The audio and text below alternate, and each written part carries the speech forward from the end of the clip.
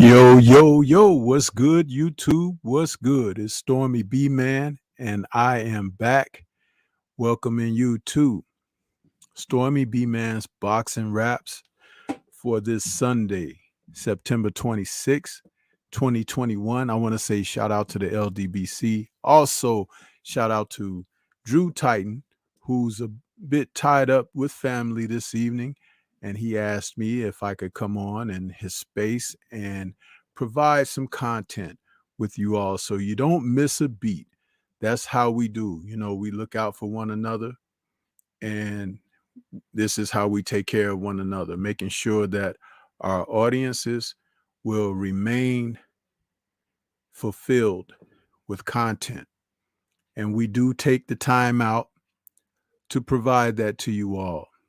So here I am again this evening, and we're calling this one, this is my Boxing Raps number 10. We're calling it Let's Talk Hope in Boxing. Now, that word hope, we're going to get into that a little bit, and we'll give people a chance to come in. And, as we have people filter in, we'll welcome them, announce a few names, and hopefully I'll be joined by a few members of the community as we can try to put together a panel. I know that some people are busy doing other things, but I did send some feelers out, and if someone is able and available, they will join. If not, I'm sorry, I'm getting a text message here. If not, then we will just proceed forward with the show as I've been known to do.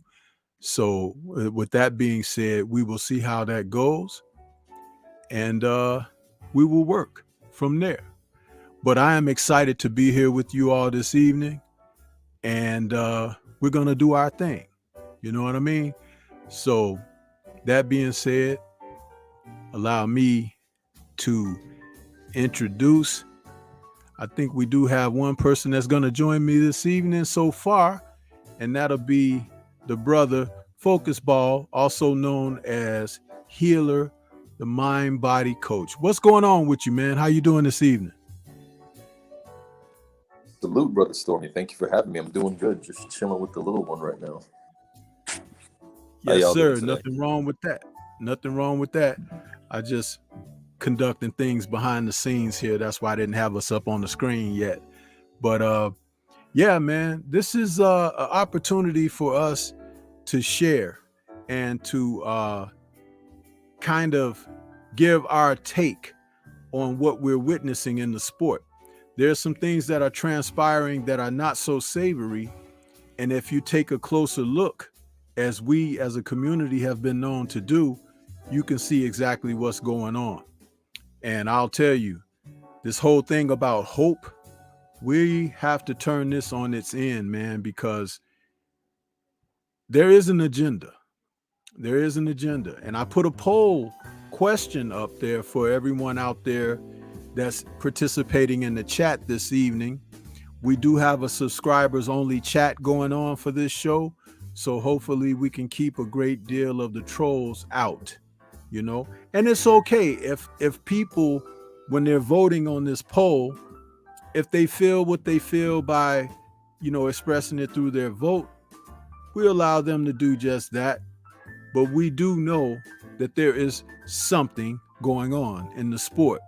So Focus Ball, as I, and forgive me if I call you Healer and Focus Ball, I'm calling you both from time to time, but forgive me for that. But if you would like to open up with some thoughts on this whole thing of like what we're talking about in that poll, is there an agenda to end the black champion in boxing? Fact, 100%. Can you hear me okay? Yes, I hear you just fine, brother. Yes. So I was just talking about this on live. I explored heavyweight history all the way to Deontay Wilder. Deontay Wilder has been up for by 3 different. When Deontay Wilder became champion, Vlad had to fight in all type of period. Ducked him for undisputed. Then in 2016, when Fury had the belt, Wilder for undisputed. Then when AJ got the belts, he ducked. So Wilder consistently the WBC champion. But when all those other the hand, including Lee, when he had the belts, he was trying to do a 3-fight deal before he fought Wilder. So yes, they actively freeze him out. Okay. And we can cook on this for a moment. Allow me to also welcome my brother Divine Sense Boxing, who's back with us. And Divine, let me start off first by saying thank you for the invite for last night, but I was out, and as I responded to you in the message, but I listened to your show. I just couldn't participate because I was out at a public venue and dinner, and there was noise and stuff all around, so I couldn't do anything about that. But you had a great stream last night. I would have loved to have been on there with you and Tay, and salute to you for that, and welcome to the show this evening. Yep, thanks for having me. Yeah, don't worry about last night. You gotta get your dinner in and spend some time with the wife, I would imagine, so it's all good. Yeah, so as we're kicking off this one, the title of tonight's show is called Let's Talk Hope in Boxing, and we'll get back to what that's all about. But the poll that I put out for this evening's show goes right in with the subject as well. And the question in the poll is there an agenda to end the black champion in boxing? Do you have any opening thoughts about that particular question that's in the poll for our chat this evening? Ending the black champion. It's hard to say no on that. Obviously, with the situation at hand with Fury and Wilder the past 3 years, it makes you wonder, obviously. But I don't know. I think the truth will set you free eventually. I think that they can try, but eventually we'll have Wilder. He'll do what he needs to do on October 9th, as we know, that I've been preaching the past, basically 6 months. And he'll have a chance to unify the titles, hopefully, against Usyk. Now, I don't know how that's going to unfold. We'll have to wait and see. More than likely, Joshua will try to get the rematch. But,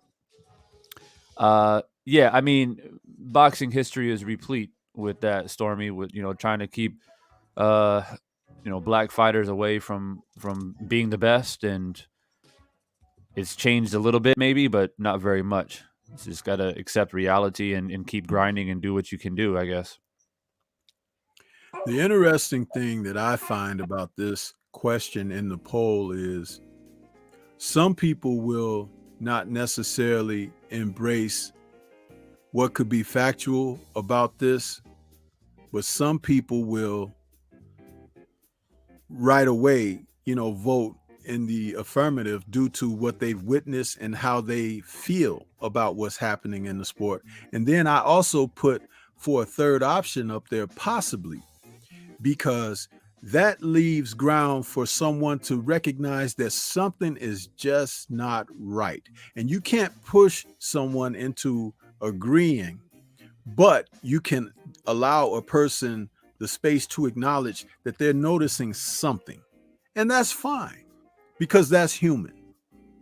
When you just absolutely say, like, I don't see anything going on, then that's kind of like, okay, we know what side your bread is buttered on, Salute to my man, World Combat Sports, out there in the chat joining us this evening, because I know a lot of times he shows up in Drew's show and in his chat. So he says, salute to the panel at Stormybman. Solid poll question for sure. Now, see, that's a brother who has his own channel and he conducts his streams and everything.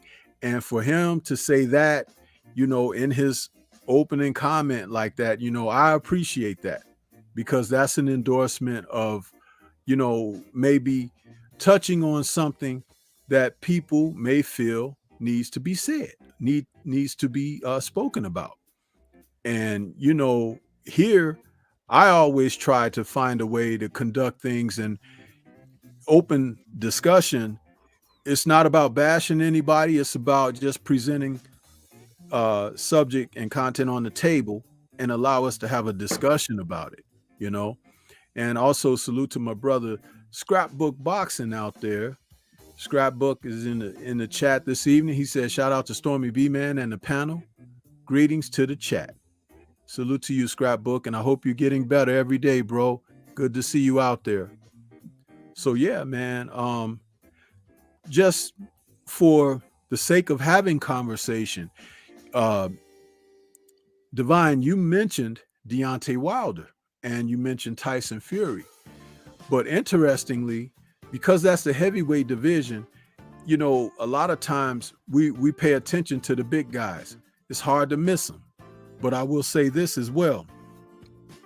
If you look at what is happening with Devin Haney and Shakur Stevenson and Gary Russell Jr., Guillermo Rigondeaux, those men who are in the lower weights, okay, the same can be said of them, that something is transpiring in the sport that is leaving men like that who bring the talent that they bring, they're being left off of the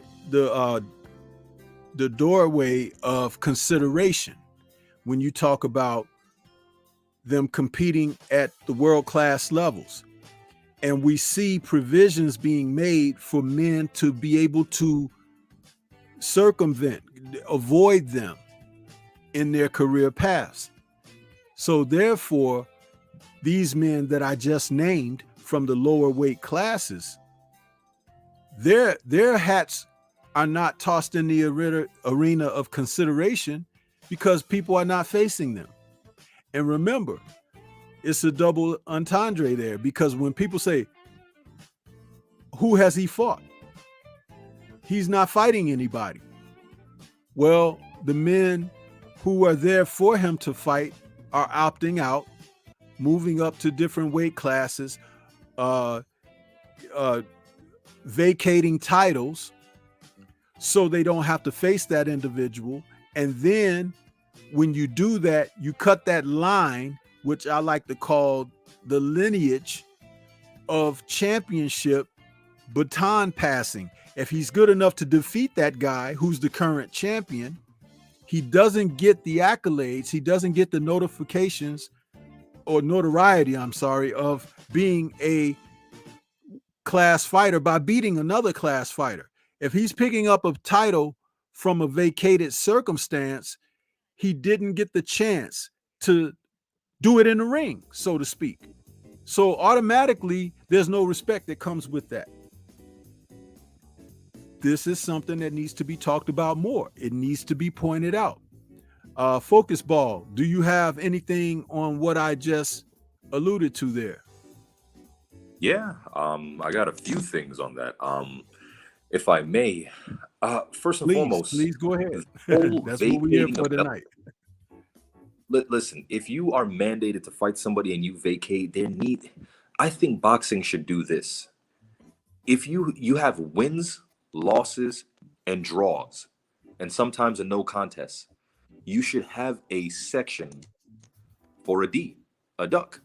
If you are mandated to fight a fighter and you didn't retire, but you gave up your belt or moved to a new weight class, that's a duck. That's a duck. For example, Charlo versus Canelo. You ducked because you defended when the WBC mandated him versus Charlo. He threw away the belt. When they mandated him versus Avni Yildirim, he did it. So why'd you defend the WBC title against Avni but not Charlo? And then they clown Charlo saying, "Oh, you ain't beat nobody. You ain't beat nobody." Who did Charlo beat? Who did Avni Yildirim beat? So if we go back on the subject of the succession of the belt, right? There is something to be said for the lineage of it. They say the same thing about Bermane-Stiverne, that he wasn't no real champion. He didn't beat Vitali. But Bermane said, "Vitali, please don't retire. Fight me. Let me fight you so I don't have to get a belt off of a vacant." You know? Think about this now. When was the last time that the title didn't change from one black heavyweight champion to another. If we go over that, that's not. We have to go back to the 1960s. In the 1960s, you had what was my man's name? He lost to Sonny Liston, Floyd Patterson. Floyd Patterson was the champ. I think it was in his first reign, and then he lost to this Swedish cat, and that was they rematched, and Patterson beat him.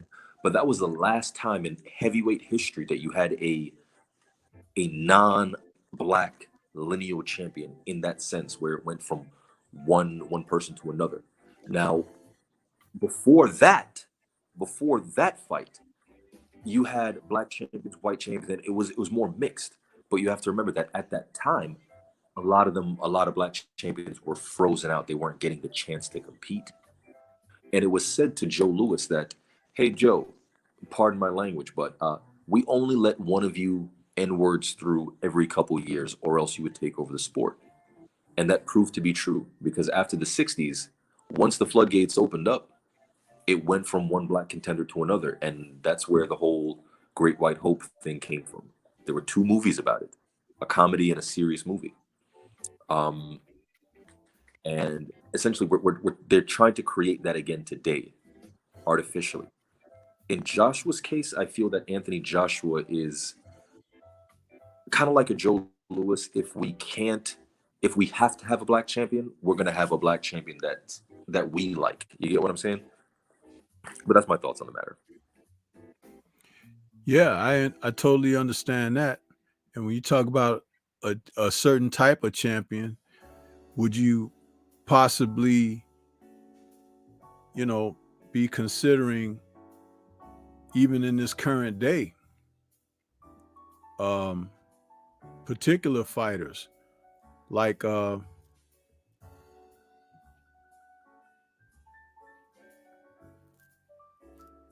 this guy here,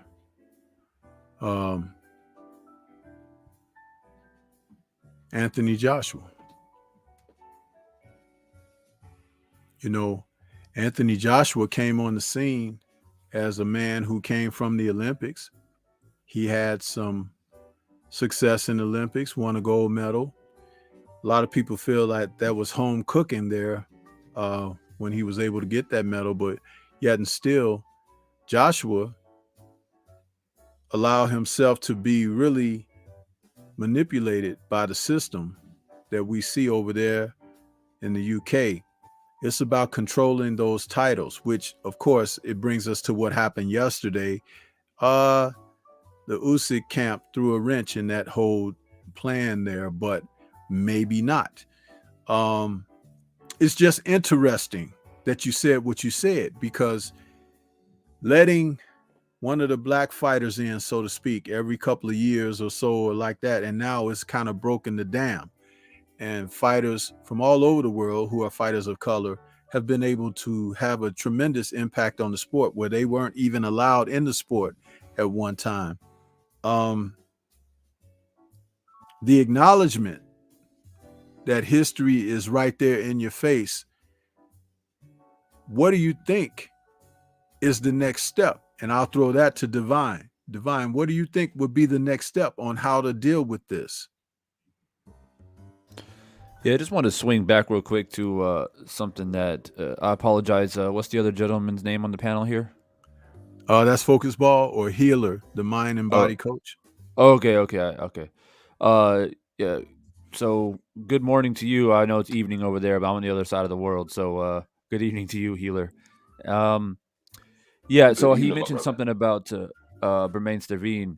Yeah, I thought that was a bit interesting. I just wanted to give some thoughts, because I was talking about that live on my channel last night, about how people discredit Deontay Wilder's resume, and the fact that Bermain got the vacant WBC title from, I think he fought Chris Arreola for that vacant title, I think, right?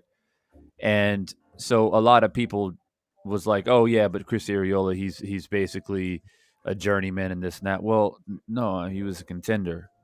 He was in there against Klitschko. He knocked out what was his name, Molina, in the first round. You know, he was always like right there at the cusp. You know what I mean? And so at the end of the day, it's just trying to poke holes into something that doesn't need to be poked holes into. And I just wanted to give my thoughts on that for anybody who hasn't thought about that, because right now it's a discussion on who's a better fighter, right? Fury or Wilder. And it's not just a stylistic point of view, but also the resume. At the end of the day, we got 10 title defenses against 0. So I'll just lay that to rest. But to your question, Stormy, you know, what do we do? I wish I had the answers, Stormy. I wish I did. You know, when we look back through the history of the sport, and I would never claim to be an expert about it. I would always swing questions back to my man Stormy and Scrapbook and these guys who really know the history of the sport. But for me, when I look at situations like Rocky Marciano, for example, right, and he's always been coined as, you know, not only the Great White Hope, an undefeated heavyweight champion, and he's, you know, one of the best to ever do it.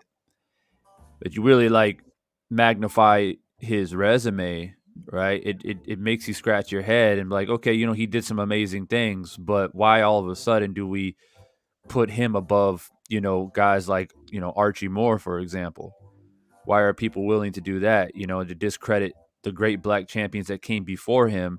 Not to mention that Rocky beat these guys when they were way past their prime. And so we pinpoint that as well. But for me, what do we do? I think it's just a matter of, I think it stems down to society in general, you know, the outlook on athletes in general, and just understanding and accepting the fact that a man's a man. And if depending on their color, if they're better, then they're better. You know what I mean? And I was raised in an environment where I grew up with a lot of different athletes with many different backgrounds. And if you want to be the best, you got to prove that you're the best. There's none of this, oh, well, he's just too good because he's black, or oh, he's just too good because he's Mexican and he's just too strong, or whatever the case is. Like, to me, I think it just stems all the way down to society, to the root of the problem, and having the right mindset, boys or girls who play sports. You know, and like I said, if you want to be the best, prove to be the best. And so we have to try to get rid of that negative outlook on life, and looking at things by a colored lens, I guess you can say, lack of better words. So, you know, for me, you know, Stormy, you know me, man. I look at boxing as a beautiful sport, the sweet science. I give credit where credit's due, despite what you look like or where you come from. Coming from the Ukraine, not a lot of people knew him, to be quite honest with you. Not a lot of people gave him a chance, and he went in there and shook up the world. You got to give credit where credit's due. You know, if Wilder knocks out Fury, he deserved to get his credit. You know, and it should be an even playing field across the board. And that's just the way I feel about it. And just real quickly about you mentioning Rigondeaux and Constanzao, who I thought was robbed against Valdez. And then, of course, Rigondeaux, I thought he was robbed too. And when you have these specific type of styles, we have to look at that too, right? Automatically, a lot of black fighters are put in this box like, oh, that style. Like, we don't like that style. We want this blood and guts and fighting toe to toe. But that's not boxing. That is one style, yes. You know, Rocky Marciano, come forward, tough, go to the body, break you down. That's one style. But we have another style that has proven to be phenomenal as well. You know, when Muhammad Ali made the scene and he's a heavyweight bouncing on his toes, floating like a butterfly, stinging like a bee, they didn't know how to wrap their head around that. How is this big man able to do this? You know? And so it was split down the middle. People loved him and other people despised him, because that's not how you should fight.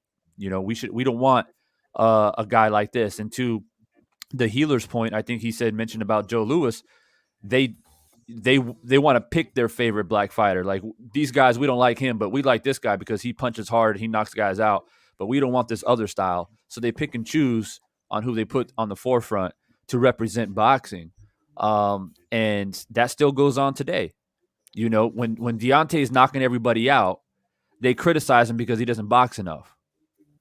It's like, well, I thought that's what you guys wanted. I thought we wanted knockouts in the heavyweight division, bringing back knockouts like Mike Tyson did, right? But then when he boxes, and they said, well, we don't want him to box. We want him to knock people out, you know? So it's like, yeah, it's crazy. It's crazy. And I think you just have to put your head down, you know, coming October 9th, Deontay, I think he's going to box. He's going to bring stuff to the table, and he's going to knock out Fury. And the haters are going to hate, but at the end of the day, he's going to be the 2-time champ, chasing for the undisputed belt, you know, undisputed champion. So, yeah, I mean, that's just kind of me freestyling here because I came into this conversation having no idea what we're going to talk about tonight. But, yeah, those are just thoughts off the top. No, and that's okay, man, because that's the whole point of being able to have a open discussion like this, even though I did coin a topic. There is no improper answer. You know, this is all a part of what we're doing here in providing content for our listeners and viewers this evening. But I thought it's a particular subject that it needs to be acknowledged and spoken of because it exists. It's right in front of our face. And a lot of people take advantage of those who don't want to speak on it or feel uncomfortable about it. Those who use it to their advantage, they allow themselves to increase and turn up the heat and pressure on those who are uncomfortable because they're usually the oppressor in these circumstances. So it's time to fight back. It's time to stand up. It's time to shake them off your back and say, hey, you know what? You're biased, okay? And your bias and prejudices, they stink. And you know what? The other thing, we're tired of it, and we're going to start opting to do something about it. That's all.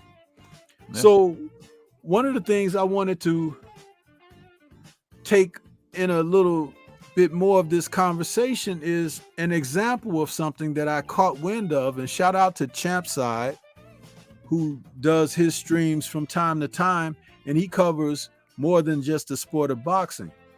But I happened to catch some of his live stream this afternoon, and he touched on something very interesting. We see that last night that Alexander Usyk became the unified heavyweight champion of the world with his performance and his upset victory over Anthony Joshua. And I say upset victory because on the layman's side of things, it was presented that he, as a challenger, had a tough road ahead of him in AJ, okay? But let's pump the brakes on that for one moment and go back to something else. You remember a few years ago, AJ, when he was boxing on Showtime, he got a little full of himself in one of his victories. And after the fight in the ring, he said, who do you guys want to see me fight next? And he was like, how about Wilder? He called out Deontay Wilder. And Deontay, who happened to be in the arena that night on the announcer's table, you know, he was asked. And Brian Custer said, well, Wilder, what do you think, you know, about that? He was like, I was going to let the young guy develop and everything, but if he wants to fight me, hey, you know, don't wait, make the date. That was what Deontay's response was. From that moment, AJ began to play a game of keep away with Wilder. But what was interesting is this. Everyone knew, even at that time, Wilder was knocking out everybody and being the most dangerous feared puncher in the sport. AJ, who newly acquired these titles in various means, and it's amazing when you think about how he came up with all of these belts. It's not like he went to war with people and defeated them. He didn't. But it looks nice when you stand in the ring and you have all those trinkets hanging off of you like you see in this photo of him.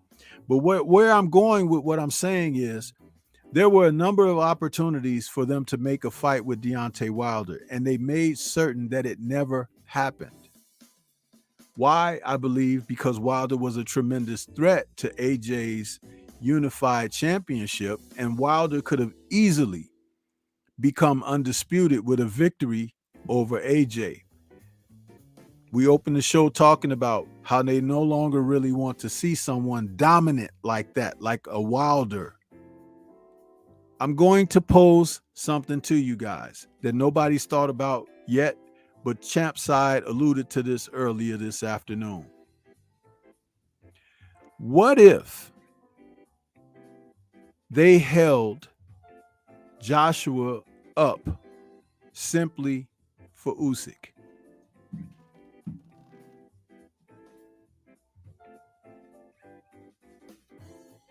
Now, I know you guys might be thinking like, what? Think about it, people. What if they held Joshua up for Usyk? Focus ball. You got a response?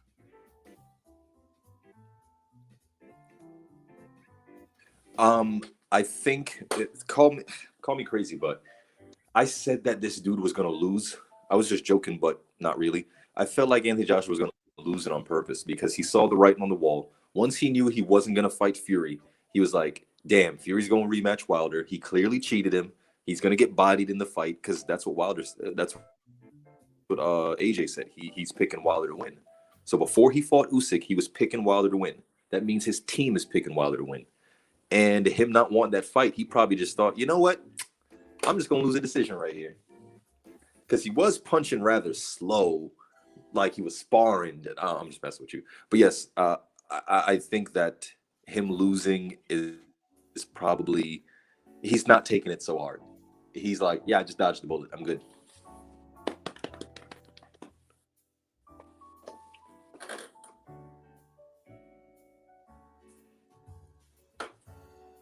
Divine.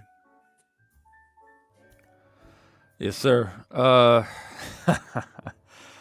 Oh man, I'm hearing all kinds of stuff through the grapevine now that Joshua's lost, and not to discredit the idea that he was set up to lose against Usyk or nothing like that. No, not a setup. Not a setup. See, yeah. and this is why, and don't take me wrong, anyone out there in the chat and my brothers here joined me on the panel. This is open for discussion. But what I am saying here is this. Wilder was the imminent threat. They made certain that fight did not happen. The fight with Fury couldn't happen because he had a contractual obligation for a third fight with Wilder. They were trying to see how that arbitration was going to play out because Usyk was the number one contender for the WBO title, or AJ would have been stripped. Now, I had said a year ago that AJ is going to mess around and allow these other fighters to develop. And then sooner or later, one of them would end up contesting him for one of the belts that he's currently in ownership of, or he's going to have to vacate.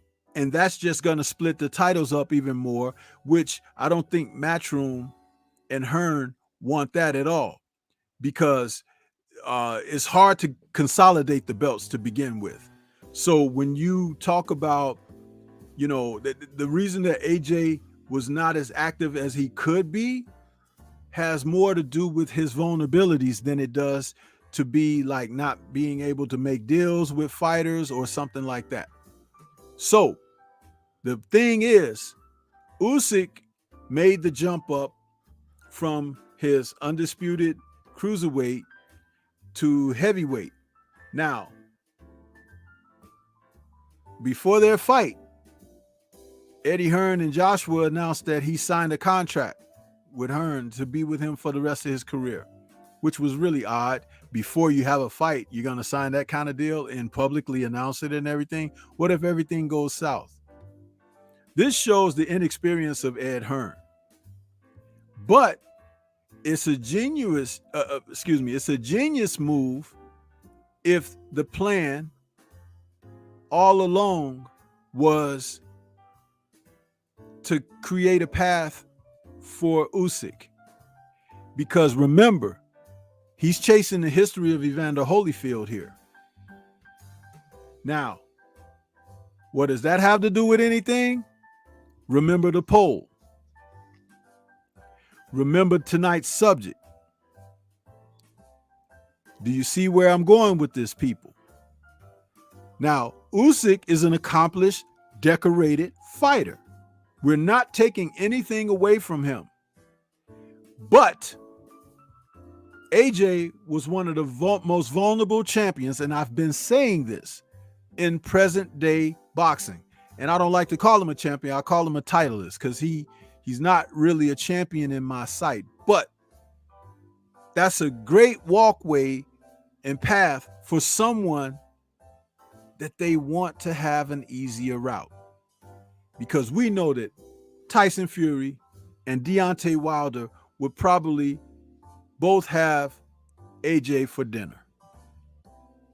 But then when you take this guy that nobody really knew much about, unless you're a diehard boxing fan or something, and he comes in and he beats up AJ, what happens is it really makes AJ look not as formidable and strong as they thought, and makes this guy's shine a little brighter, even though he's a good fighter. But you've eliminated something that was there, the dominance of the black fighter.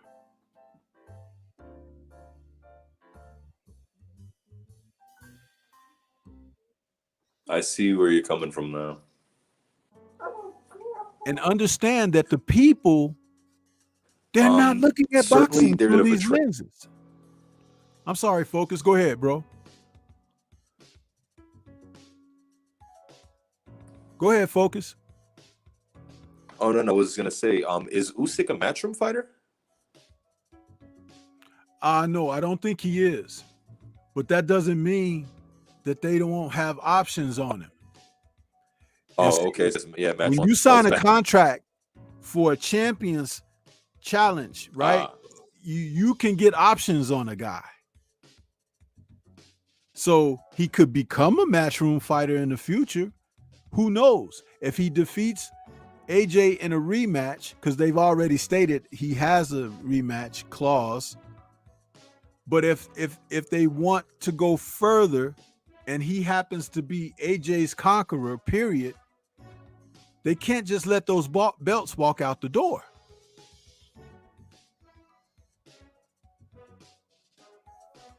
You see what I'm saying?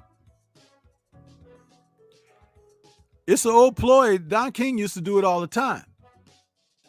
He'd leave with the winner and come in with the winner. And people want to know, well, how does that work? There's rhetoric in the contract that will state they have options on your career. A couple of fights.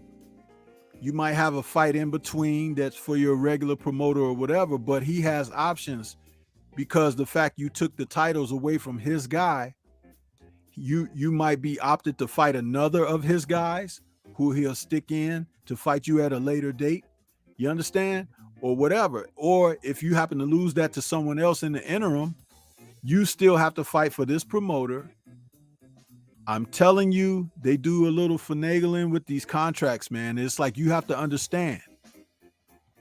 AJ was bound to lose to someone again very soon because he's shown already he's really not that good. He's been protected, people. But this I agree with that. I agree he's been protected and he was exposed. And I agree that if he fights Fury or Wilder, he would have not been in the discussion 5, 6, 7 years ago if they would have made those fights happen. So my question real quick for you, Stormy, is so where do you think the path is going then? is if Wilder beats Fury, obviously Wilder would want to unify all the titles and become undisputed, right? So Usyk currently holds the belts. I think if Usyk and Joshua rematch, Usyk's going to beat him 9 times out of 10, in my opinion. It's a bad style matchup. Southpaw. Usyk made some mistakes as well in this fight. He did great, but it wasn't perfect. He's going to fix those mistakes. Right. And so then it should be Usyk Wilder then. But again, styles make fights. And I think Usyk is a problem for anybody given his skill set, but I just think that he's just too small for Wilder, in my opinion. I don't mean small in weight, but just small in stature. And I think Wilder takes care of Usyk and becomes undisputed. So again, what's the path that you see happening? Okay, bear with me a moment here. And then, like I said, shout out to Champ Side, because he talked about this earlier today. You have to pay attention to the overall picture, not just be short-sighted of what's in front of you. They already had given AJ a defeat in 2019 against Andy Ruiz Jr., but they got the belts back right away. Okay? Salute to Tay, who's joining us. What's good with you, Tay? How you doing, bro? I'm good. What's going on, man? Nothing much, man. We're just having this discussion, man, and we're glad to have you be a part of it. Glad you accepted the invitation to be on here with, because this come up, and I'm looking at it now from the vantage point of, what if they purposely kept AJ away from Deontay? Because they knew that Deontay would become undisputed. And pretty much with him being an undisputed champion, he'd have a death grip on that. You know what I'm saying? And for everyone else out there, it would be difficult. And they have these other fighters out there in the sport that they've been trying to promote. They've been trying to put high stakes on and everything. And I'm just going to keep it plain. These, Eastern European fighters and everything, they've been doing that mindfully in the lower weights, but a couple of them have been in the heavyweights, and the Klitschko's are no longer around, right? So they're out of the picture. But you still have guys like Usyk, you got Fury, you know what I'm saying? And I see something here that looks really strange. And I'm glad you're on the panel here tonight, because this is one more thing that would be a feather in the cap for you guys going into what's coming up on October 9th. They're going to try something again with Deontay. I don't know what. It could even be something as petty as a DQ or something like that. But could you imagine the powers that be and what they would want to see in a unified championship that doesn't include our brother in there? Something with Fury and Usyk. Listen, I'm telling you, they think that they got the brothers out of the way. Okay? And I'm having this discussion simply because I feel like they're always got wheels turning. They always got them. I mentioned that AJ lost that fight to Ruiz a couple years ago, but he got it right back. Then we had the affairs that took place last year in February that none of us that have a clear mind and clear view of boxing feel good about that. None of us. But now the stakes have been raised, and this guy has slid in and defeated AJ. Do you think they want to just put him in there with D? If D is successful on October 9th? No, that's not going to work for them, because we know more than likely what's going to happen. So the discussion is, like the title, let's talk hope in boxing. When they talk about hope, who do they usually refer to? the white fighter. It's not the black fighter. Even though Larry Merchant went on PBC the day after Wilder Fury 2 and talked about, is Deontay the last of the Black Hope, which I thought was very disrespectful and insulting. But he said it. And they brought him into their studios to say that, amongst some other diatribes that he left the studio with. See, being aware and having your antennas out, knowing what's going on, it's important. Because nothing is by chance. Do you guys feel what I'm trying to say here? I hear you. For me, if they try to pull some BS on Wilder, man, I don't know if I can take it anymore. I don't think I can take this shit anymore. I'm being real with you. Absolutely. Focus. You got something?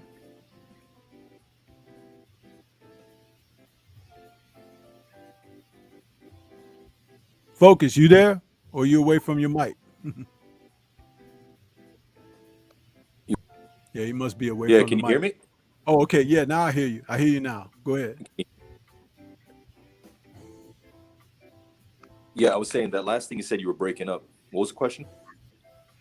No, I was asking, did you have something on, kind of what I had went forward and elaborated on? Did you have something, thoughts on that, concerns or comments?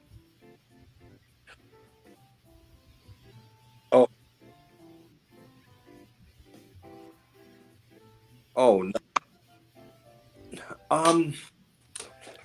Let me come right back because I'm going to switch to my laptop because the phone is a little bugged now. So let me jump out and come right back in. Okay. How about you, Tay? I don't have not too much to say about that. Okay, that's cool.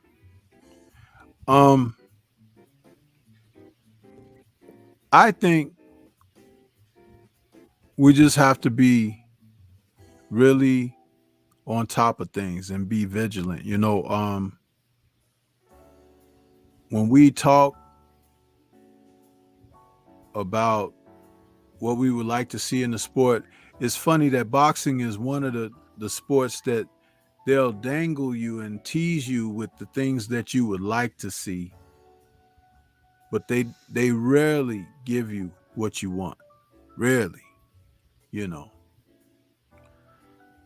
We talk about all the time that these guys that try to make fights marinate and things of that nature, it's like, and then something happens and then the fight doesn't come through. It's like it happens a lot. I mean, Hey, you can go ahead, Divine. You were gonna say something. Go ahead. Yeah. Hey, Tay. So we still don't have any word on the referee, right? No, I haven't heard anything yet. I think that's going to be crucial on who the ref's going to be, in my opinion. Stormy, Yeah. do you know, typically in a big fight like this, don't they have the referee like pretty much locked in by at least 2-3 weeks before? A lot of times they will let you know who the officials are going to be and whatnot, early on. I don't know why with this particular one that they haven't or whatever. I do know that when we were going into the July 24th date, Tay, did they have a referee ready at that time? Yeah, it was Mark Ortega. See, now that's interesting because if he were going to do it then, it would seem like, it would be acceptable to bring him back, which that's kind of weird. We're a couple of weeks away now and nothing been said. So. Because I see people talking in the chat here about Tyson trying to get a low blow and trying to find a way out and all this different stuff. That's really going to come down to the referee, right? The referee's going to come into the locker rooms before the fight like they always do and say, below this is illegal, above here is legal. You set the standard. And I would be referee, cautious. I would be cautious of a DQ situation with a particular ref. That's why you need to know who the ref is going to be, because you know they have track records, these referees. And again, it's one more thing to be paying attention to, because we all know this. Tyson Fury can't beat D. He can't. Straight up fight, you know, he can't. Now, the only confidence that they have is in things being disruptive. You know, you remember the Riddick Bowe, Andrew Galata, you know, second fight when they had the brawl in Madison Square Garden. You know, that situation was very ugly, and it was on Galata. You know what I'm saying? It was like, it was unbelievable what he did in the first fight, but he came back in the second fight and did the same damn thing, and it just turned everything into a nightmare. But you have to pay attention. There's a reason why, even this morning when I spoke in my earlier show, I said, history is there, circumstances are there for us to learn from.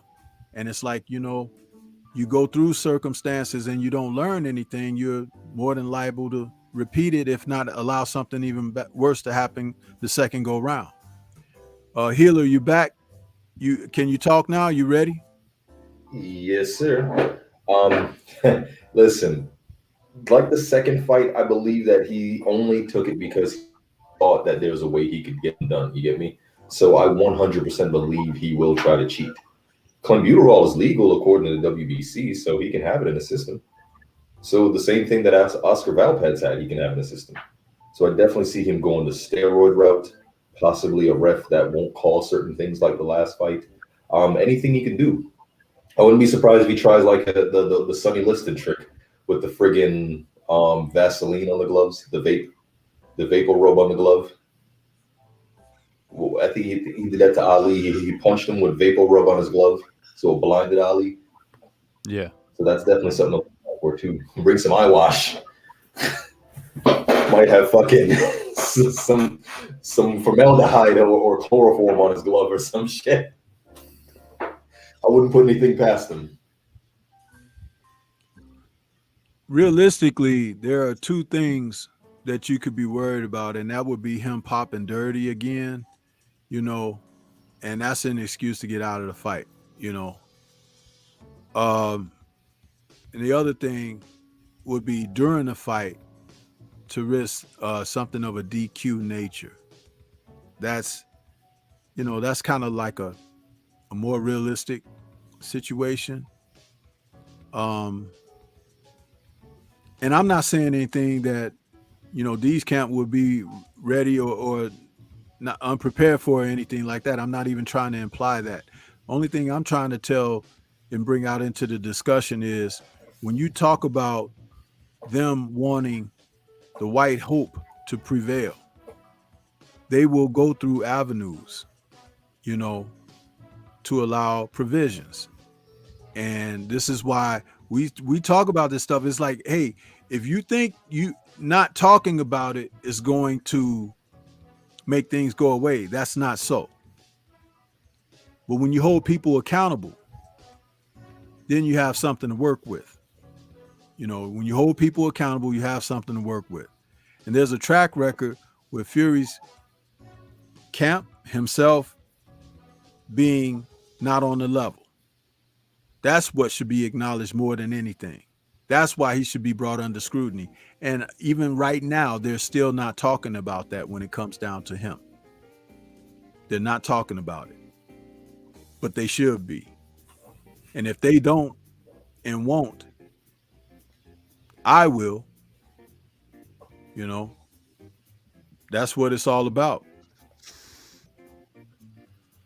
Deontay should just go into the locker room before the fight starts and just knocks him out and get it over with. Nah, but or do it at the weigh-in. Just do it, but two-piece his ass and say, "Oops, sorry." No. He should save everything for the first bell. First bell is on. He already said back in blood, you know, and That's what you worked for. That's what you worked to. You don't want to risk anything outside of that. You know what I mean? Because there is a payday involved. There are people that work with you. There's checks to be cashed. But at the same time, that whole thing about going to war, that's what you got to respect out there. That's what and see, I don't think that this guy is coming for fair play. He's not. You know what I mean? So you just got to be ready for that.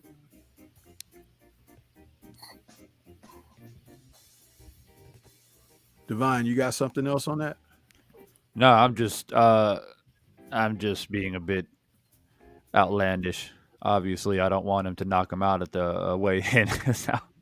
Although I would enjoy to see it, it wouldn't be the logical thing to do or the professional thing to do. No. But I'm just saying because I'm to the point now where my irritation level is reaching a maximum when we talk about this man and the things that he's going to try to do to sabotage or hijack Deontay's inevitable victory. And it's just a thorn in my side constantly. But only thing Wilder has to do is just like you said, Stormy, he shows up, he's put the work in, he's physically and mentally prepared, emotionally prepared, and he just has to go in there and do his job. He can't worry about what the ref's going to do. He can't worry about what Fury's going to do or what they're going to try to pull. He just got to go in there and do what he does. You know what I mean? And if you start worrying and thinking about the other stuff, that just affects you. And that's what they want, though, right? That's what Fury wants. He wants Wilder to be worried. He wants Wilder to worry about, oh, what about the gloves? What about this? What about that? And that's the mental games. That's why Fury's on this recent interview lately talking about, yeah, Wilder, make sure that you get people to come into my locker room to check my gloves for knives and brass knuckles because I have a tendency to do that type of thing, mocking it, right? And so he's already starting to try to get in Wilder's mind, just virtually, because he can't do it in person, obviously. But, yeah, Wilder is smart enough to know he's been dealing with this man for a long time. It doesn't matter what he says. I was talking to Tay a little bit about it last night, and Tay says, I don't need to listen to him because everything that comes out of his mouth is a lie. So once you have that established, then nothing else really matters except going in there and getting the job done. I just hope that Fury doesn't try to pull some smooth shit like complain about low blows, complain about headbutts, and stuff like that to try to snake his way in to have points deducted or get the referee on his side and stuff like that. And that's the only thing that I'm really worried about. Other than that, he's a dead man walking pretty much. He can try to hold off the inevitable for as long as he can. And on that note, I was watching the second fight again last night. Hold on one second. Yeah, I want to get to Specific Volume and his super chat out there. Salute to Specific Volume, man. The young man is doing great work with his music.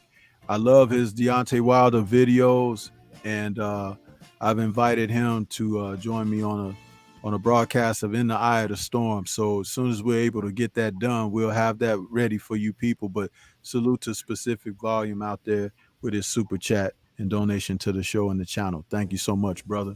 Good to see you out there. Salute. Go ahead, Divine. Yeah, I was just gonna say I was watching the second fight again last night. Not on purpose. It just kind of was running through different fight reels and it came up. And I noticed something about Fury in that fight where he was doing a lot of headlocks and, pulling Deontay's head down and trying to lean on him, put his whole body weight on him. And, of course, we all know about the punches behind the head, the rabbit punches and things like that. But, he was headlocking Wilder a lot, and squeezing on his neck, And so it's stuff like that. It's stuff like that he's going to try to get away with, I guarantee you. So it's stuff that we got to be mindful of when we watch the fight. And, I always said on one side, I feel like if he beats Fury up, you know, he makes a point of beating him up and taking him into deep waters and then stopping him late, it will be great. But because of these possibilities of him trying to cheat and sneak his way through the fight as the fight gets uglier, it's almost like Wilder just needs to go in there and try to get rid of him early. Just, you know, just knock him out cold and be done and dusted with it. So I'm kind of split on that. But when you're fighting a guy like Fury, you just don't know. You know, that's the crazy thing. You just don't know what he's going to try to pull. Yeah, that's why you got to be trained and coached up. You know what his track record is, so you know what you're dealing with. Let's take this a little back when I was talking about hope in the sport of boxing. You know, when Larry Merchant said those words that he said that day after the second fight was over, it really showed something about the fabric of this country, where they would even relish in celebrating the American heavyweights' loss. You know, don't forget that that song was sung in the ring, the Bye Bye American Pie and all of that foolishness. But the hatred for the black fighter is so strong that they'll even accept someone that is not from the U.S., you know, and celebrate in that. That's why you should take a personal offense to the representation, because nobody is more American than we are. Nobody is more American than we are. We are what America. Go ahead, bro. So, in the spirit of what you just said, no one is more American than we are. Well, first off, I'm Jamaican, so I'm passing as a Black American right now. If I didn't tell you, think I was. I'm passing. But, so, I always symbolically speaking, you know what I mean. Yeah. But I always say on my channel, in regards to Black American history, that in the Revolutionary War, there would be no United States of America today if the people who were enslaved to the United States didn't decide to fight for the United States. In case you guys didn't know, during the Revolutionary War, the British promised blacks freedom in Canada, the Caribbean, and the UK. And many blacks signed up for it and fought against America.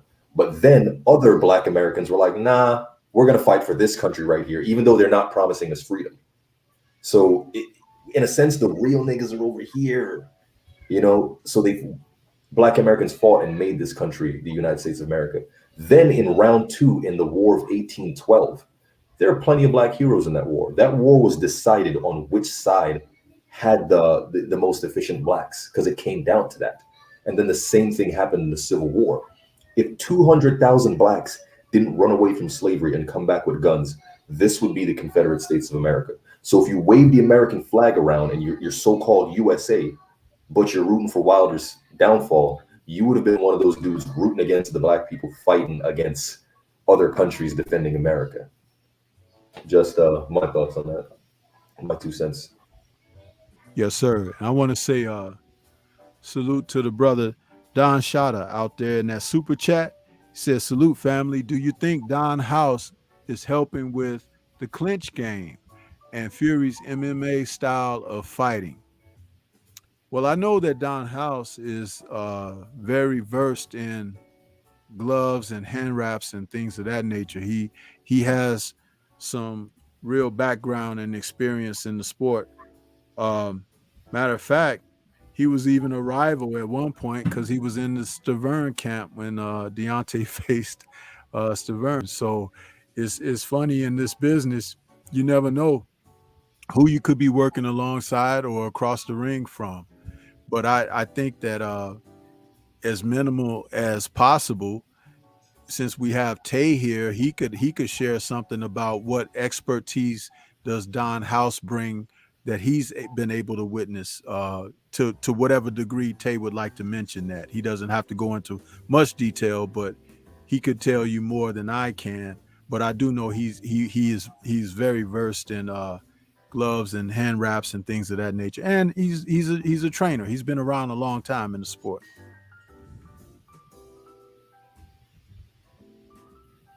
Tay? Yeah, I mean, he's been around for a long time. He's expertise in different things. And October 9th, we're gonna find out. Yes, sir. Yes, sir. And mine, let me say it like this, Tay. I'm not trying to put you on the spot to reveal any secrets or anything, but just you know that Don has a wealth of experience as a trainer too. He's not just being brought in, for something specific, but the fact that he has the experience he does. The more experience you can have in your corner, the better it can work out for you. Sure. When you have capable people, see, and when you have people who are questionable in character and ethic, then that's something different. And we do know that we saw on the other side the Fury camps in both fights. He's had people of questionable ethic there, because I'm going to tell you something. There's a lot of people that like Freddie Roach. I've never liked Freddie Roach, okay? I think he's a scumbag, and I think he's a leech, okay? Yeah, I said that. I did. And that's what he's shown me. I don't look at what some people see.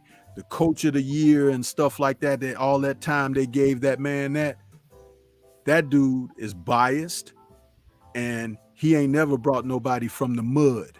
Huh? Never. And he learned from one of the greats of all time and never mentions him once. That's Eddie Futch. He lucky to be here.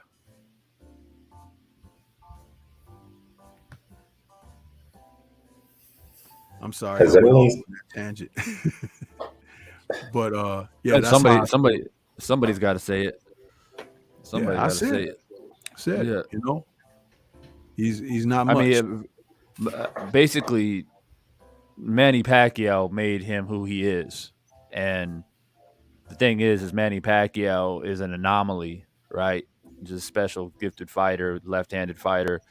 And a lot of people say, oh, well, Freddie Roach made Manny who he is and helped him with his right hand and all this different stuff. That might be true, but at the end of the day, Manny Pacquiao is a gifted athlete. I think his path was stardom probably regardless, especially at the lower weight classes. But other than that, like to your point, Stormy, he brought in fighters that already had established careers, fighters that already won championships. And he rode that wave quite nicely to his own stardom. But a lot of people focus on Freddie based off of Manny Pacquiao. So I just don't think that you have to give Freddie full credit for Manny Pacquiao's success, because Manny Pacquiao is who he is. My whole thing is Freddie Roach. I don't know how many times he's won Trainer of the Year, but why didn't Roger Mayweather ever win Trainer of the Year? Why wasn't he ever up in discussion for winning Trainer of the Year? That's just a question I've always asked. I never got an answer for that. Yeah. Or brothers like Thel Torrance. You know what I'm saying? It's like, really? You don't want to give someone who's really practiced and versed, making world champions out there? Listen, man. That would definitely take the show in a different direction. I want to kind of stay on this whole hope thing because it's important. See, a lot of people don't want to talk about that, but it's important that we do. You see, because the reality is they don't want you here. They don't want you here. They don't want you in their sport. You know what I mean? Even though they built this sport with you, they used you initially, huh? And your ancestors, they used to do this. Everything about boxing and real life, it's like it goes hand in hand, man. It's like the soil of this earth, particularly on this continent, man, is full of the blood spilled of men who became warriors and who had to fight under certain auspices just to live and survive. but for someone else who's too chicken shit to get in there themselves. Yeah, that's a reality, you know. And people don't, they don't like to hear the truth because the truth brings pain, but it's a reality.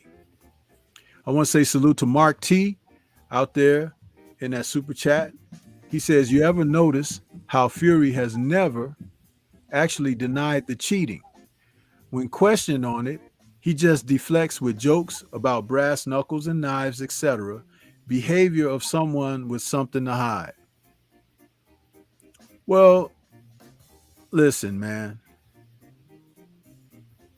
That moniker that he enters the ring under, the Gypsy King, self-explanatory.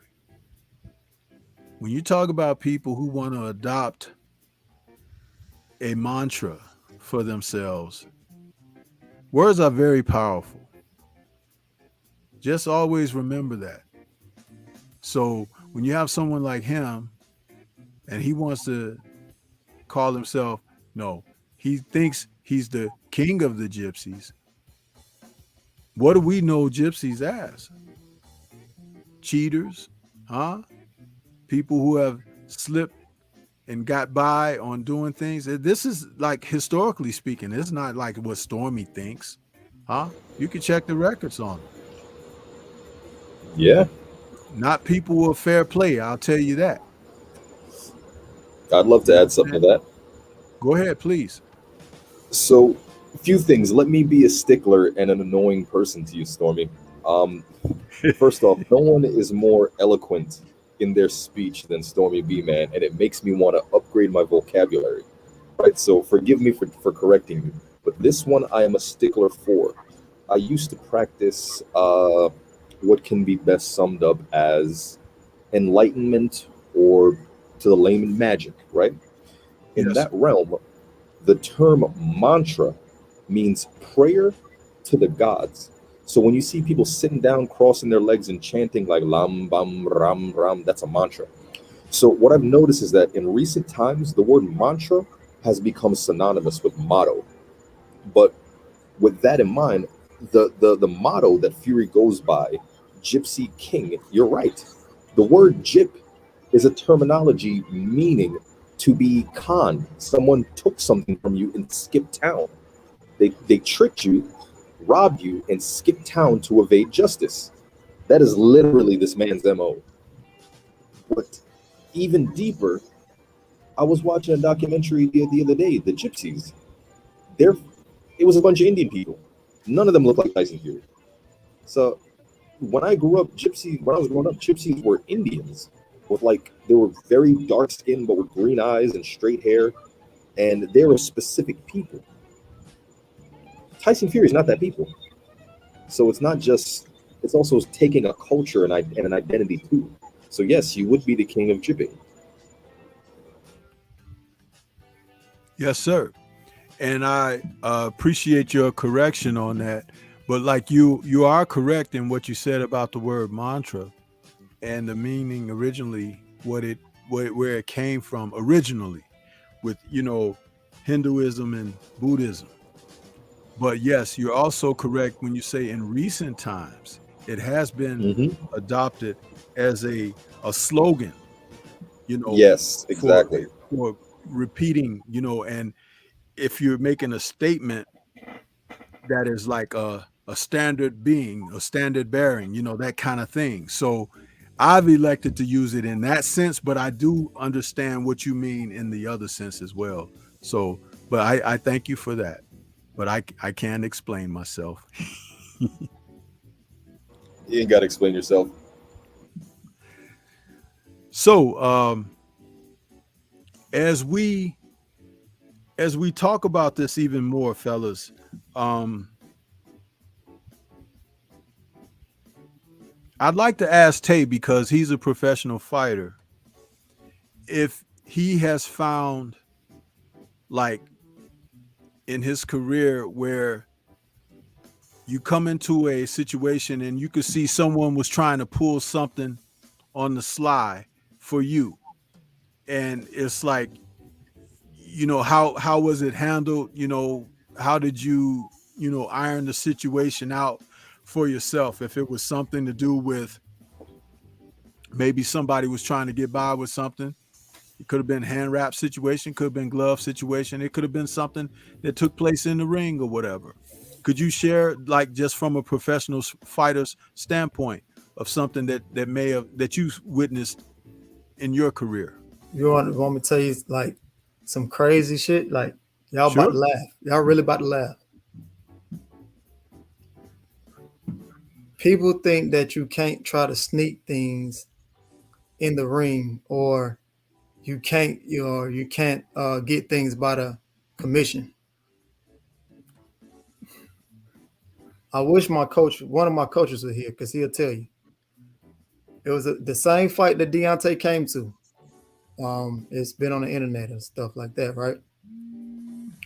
Before the fight, I wanted to use my own gloves. I had a pair of onward white gloves. Somebody phone. That was me. Sorry about that. So I had a pair of white and gold onward gloves, because I know DJ, and that's my guy. So make a long story short, I got him approved by the commission and everything. The guy who I was fighting brought his gloves into my locker room and asked, can he wear these gloves?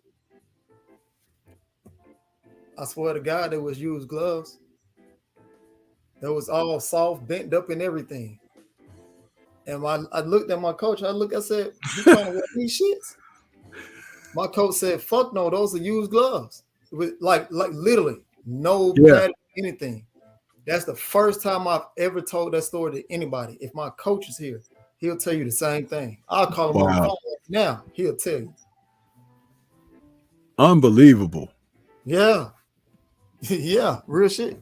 So did they find some new gloves for his ass? He had to wear the gloves that the commission provided. Okay. Yep. Did you knock him out? I didn't knock him out, but I stumbled him in the third round, I think it was. Yeah. Yeah, real shit. I got the pictures and everything. Wow. That is crazy. And you're right. It's like, you want to hear something crazy? That was definitely. How could they even think that you were going to accept something like that? Man, it was crazy because the commission brought it to me. Right. And that's what I be trying to tell people. People think that they do such a wonderful job and things of that nature. Listen. The commission don't know shit. Thank you. These dudes probably never even put on boxing gloves. They're regular dudes, bro. Well, listen, you heard Drew Titan tell his story about Nazim Richardson and his fight that Shane Mosley had with Margarito, right? And they talked about this when he took his gloves off and something fell out. It was like plaster that fell out of the glove. And Nazim picked it up and he looked at the commission and was like, hey, what's this? And the guy said, I don't see nothing wrong with it. He was like, okay, we're going to see about that. And, it got reported and everything. And it turned out the guy was using loaded hand wraps. Thank God Shane Mosley nearly beat the crap out of him in there like he did. But it's like, it traced back to the fight with Cotto and everything. And the other fighter that he fought, what's the man's name? Help me out, fellas. The Puerto Rican brother that Margarito fought him as well. Cotto. Huh? Cotto? No, I said Cotto, but there was the other guy from Puerto Rico who was supposed to have a fight with Cotto, but he had suffered the loss to Margarito. Can't think of his name right now. It escapes me. But he was right there at that 154-pound weight class. He was a good fighter. Dang, I can't think of his name right now. He fought Margarito? Yeah, and Drew had him on his show too. Kermit Cintron, thank you, David Hyde out there in the chat. Kermit Cintron. Yeah. Kermit Cintron, there you go. Same thing. And found out that Margarito had loaded hand wraps, man. And poor Cotto, the fight that he fought him with, it's like what he incurred, that type of damage, that you don't really come back from that. You know what I mean? I mean, he continued to fight after that, but who knows how many fights that took out of his boxing life, you know? Well, he beat his ass in the rematch, though, at least. And well, yeah, that's because see. he was fighting on a certain type of spirit of revenge, but it's like it still doesn't. You can't equate what the man took from Cotto's career. You understand? It's like, oh yeah, for sure. When fighters suffer something like that, man, it does something to them. It takes something away from them. The whole sport of boxing does a tremendous thing in taking from you to begin with. But when someone is doing something with loaded gloves or hand wraps or something like that, you know, dude, come on. Well, Stormy, on to Tay's point that he just mentioned about the gloves and the commission bringing them in and asking him, are these gloves cool or what have you? You know, we look back at Mayweather Maidana, right? When Maidana was trying to get his little hardly any horsehair gloves in the fight. And people were making a mockery out of Mayweather for being an excuse maker. But this stuff happens all the time. Like Healer just said, these men are just normal men who've never put on a pair of boxing gloves before. And that's scary. That's very scary. How Margarito was able to load his wraps up and stuff like that. Very, very scary. So this idea that it can't happen or it won't happen or it's rare to happen, and Wilder to point out things that he thought that didn't look right as far as Fury's gloves are concerned, it's justified in my opinion, and it should have been looked at more thoroughly. It shouldn't have been something that's like, yeah, he's just upset because he lost. Most people just shrug their shoulders at it. Well, that's the cover. Nobody really. Yeah. Oh, my fault. I'm sorry. Nobody. Hey, Storm. Yes, sir. Not to cut you off, I got my coach on the line. He'll tell you. Okay, we're listening if we can hear him. Go ahead, coach.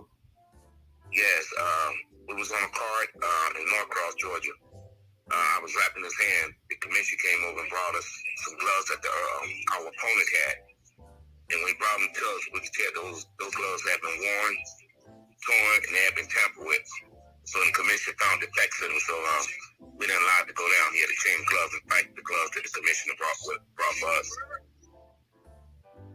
Now, with your experience, what made them come to you like that, as if you would have been accepting of something so ridiculous? I mean, what was up with that?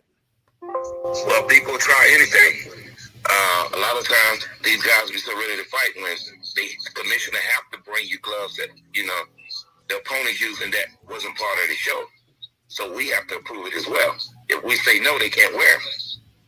So they tried it. But our team was ready. We caught it. We didn't go for it. Man, that's ridiculous. And as Tay introduced that story to us, he was saying, you guys ain't gonna believe this. You want to hear something really crazy? And I've heard some stories, but I never heard anything like that. They actually came to you with some gloves that were already worn out, everything, padding removed and all of that. And it's like, yeah, you don't mind if this guy used these, right? Right. You know what you should have told him? You should have always think about this for future reference. Carry some brass knuckles in your bag. And when they come to you with that kind of foolishness like that, you pull your brass knuckles out and you say, yeah, let him put them on. We're going to put these on and see how the commission feel about that. You know, it's really insulting to the intelligence of people, you know, when you would come out like that. But I am so glad that you told us the story, simply because people out here need to know.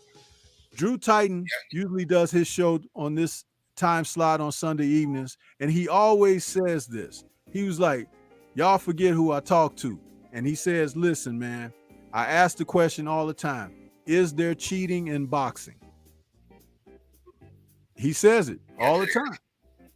You know, but thank you for sharing that anecdote, man. I really appreciate it. And our listeners appreciate it as well. Not a problem, man. Thanks a lot. All right. Peace to you, Coach. Yes, sir. All right. Yeah, that's awesome, man. Thanks for that, Tay. Appreciate it. Man, no problem. But it's one thing when you can show people the truth. Like I said, it hurt, but dude, I'll take a truth pill any day over the lie and bull crap. I'm telling you. It's like, man. Divine, you got anything on that? You're a little bit quiet right now. No, I'm just in shock. But see, like I said, I never said that to anybody. I never told anybody. See what I'm saying? Yeah. Never said that at all. But it was just funny that we was on the subject. And I was like, listen, it can happen because it happened to me. Mm-hmm. And see, that's the thing that I do. When I have you guys on like a professional fighter like yourself, Tay, and when I'm on this show on Sunday evenings with Drew, because of my coaching experience, I like to ask those type of questions that I ask you because it gives you a chance to talk from a position of experience. Because people out here, they watch boxing on TV or, on their apps or whatever, and they think they really know the sport because they watch so many of them. But man, there is so much more that goes on that only people like yourself can share. You know what I mean? And it's like, we're not trying to get you to divulge all your business, but it's like, man, when you can share an anecdote or two about what your experience has been in the sport of boxing, or when you've been around something and witnessed something like that, it really brings home to the people, like, wow, I didn't know people could stoop to those levels. Well, yeah, we try to tell you guys, but you also need an example sometimes to snap you back into the reality of, this is possible. Yes, it is. We talk about it. When we saw what happened to Michael Fox a little over a month and a half ago, what they tried to do to him, and we talked about it. Reggie and I did a show. We had a call to arms, like, really. And I was so thankful that the people responded positively because they made that woman who had that questionable card, and we found out she had a inappropriate relationship with the head of the WBA. It's like they made her take her social media down because it exposed all her racist remarks and everything on that. LeBron, Michelle Obama, all those things, calling people monkeys and this and that. It's like, okay, and you got this lady sitting here judging the fight, and she didn't give Michael one round. What are her qualifications for judging fights? Wow. She was sleeping with the guy from the WBA. Okay. That's her qualification. She don't gotta know nothing about boxing. She just gotta do some stuff. Right. So that's who is judging boxing. Yeah, and a racist insane. Absolutely insane. It is insane. You know what I mean? It's like, do you see them like openly allowing pedophiles to drive kids' school buses? I mean, that is a very good equivalent. How blatant this stuff is. Yeah, absolutely. Or as the old folks used to say, letting the fox in the hen house. Come on. It's ridiculous, man.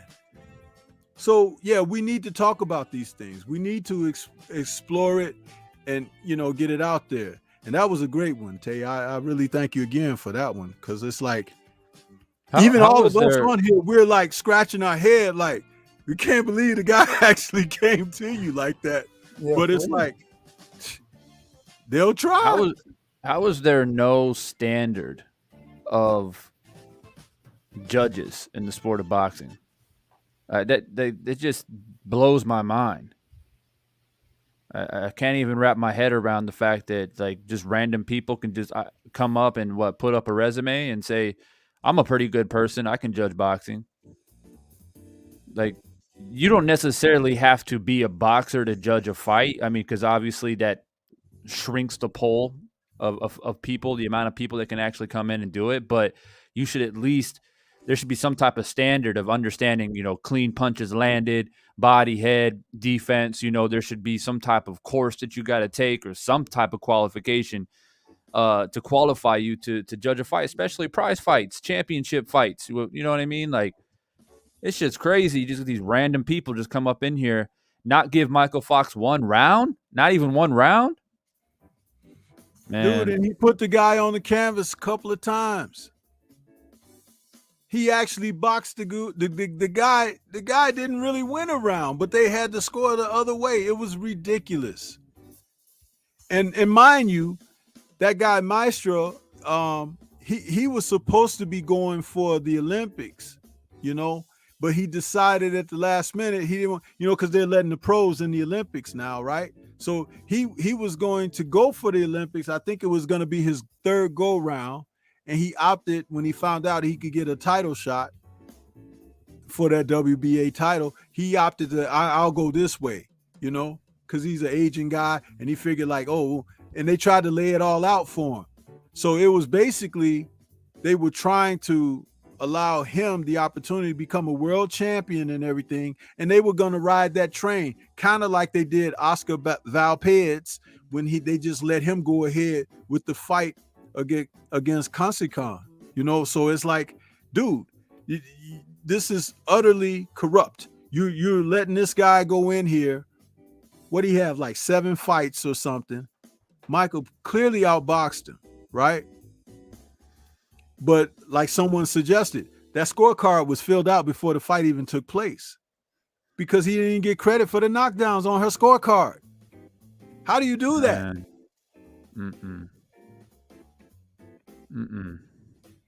I've been an advocate. I want to say salute to Snacks B out there in that super chat. He says, peace, Stormy, and the chat. Focus, Divine, and the knockout kid, Tay. Peace to the entire family up in here. Thank you, Snacks B, for your donation, bro. Appreciate you, man. Yeah, man. I think, the WBA really took a hit with that one, but they don't get off the hook because all of these sanctioning bodies are in bed with one another. They're doing the same things, you see. And the fighters, all we need is for the fighters to start stepping up and saying, yeah, man, this is not right, because you got fighters that try to pretend like they didn't see something or I don't know about that. I don't know. Okay. But when it happened to you, don't be looking for us to stand up for you and be out there like, well, come on, guys, you going to talk about this? I don't know what you're talking about.